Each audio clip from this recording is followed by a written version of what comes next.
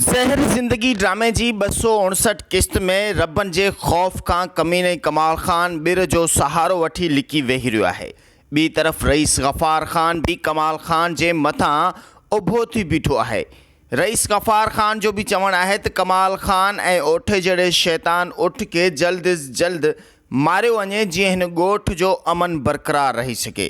ॿी तरफ़ कमीने कमाल ख़ान पठाणीअ खे पंहिंजी अहिड़ी जाइ ते क़ैद रखियो आहे। ख़बर नाहे त रबन जहिड़े शींहं जे वात खां कमीने कमाल ख़ान अलाए कहिड़ी ॿिर जो सहारो वरितो आहे जिथे लिकी वेही रहियो आहे ऐं करम वारनि पंहिंजनि पालतू कुतनि खे फ़ोन करण खां बि लवाए पियो।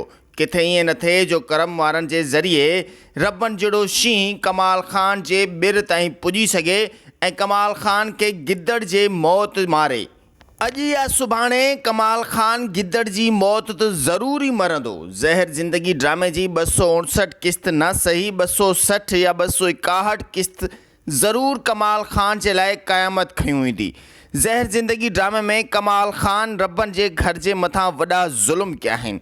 दोस्तो भाइरो जेकॾहिं अव्हां बि पंहिंजो यूट्यूब चैनल मोनिटाइज़ करण जे लाइ तमामु घणा परेशान आहियो ऐं अव्हां चाहियो पिया त यूट्यूब चैनल जे ज़रिए अव्हां बि पैसा कमाए सघो त पोइ देरि न कयो, हींअर ई 0349497496 नंबर ते असां सां राब्तो कयो।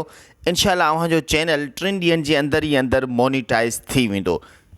हलूं था पंहिंजे मेन टॉपिक जी तरफ़। त 259 क़िस्त जो प्रोमो अचण खां पोइ छा ज़हर ज़िंदगी ड्रामे में रबन पंहिंजे दुश्मन कमाल ख़ान खे मौत ॾेई सघंदो या वरी कमाल ख़ान बची वेंदो?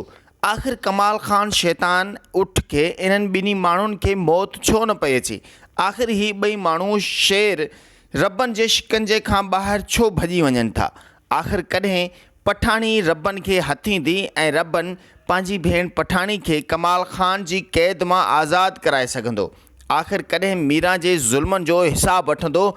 आख़िर कॾहिं पंहिंजे भाउ मज़लूम राणे जे क़त्ल जो कमाल ख़ान खां ऐं ओठे जहिड़े शैतान उठ खां हिसाबु वठंदो?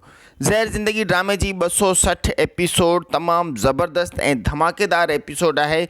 260 एपिसोड जे हवाले सां मां अव्हांखे ॿुधाईंदो हलां त 260 एपिसोड में कमाल ख़ान जा कुता मतिलबु कमाल ख़ान जो हिकिड़ो अहिड़ो माण्हू जेको बहरूपियो हूंदो, जेको रबन खे इहो ॿुधाईंदो त फ़लाणी जाइ ते कमाल ख़ान तुंहिंजी भेण पठाणी के मथां तशदुद करे पियो, ज़ुल्म करे पियो, हुतां आवाज़ूं अचनि पियूं ऐं मूं पंहिंजी कननि सां ॿुधो आहे।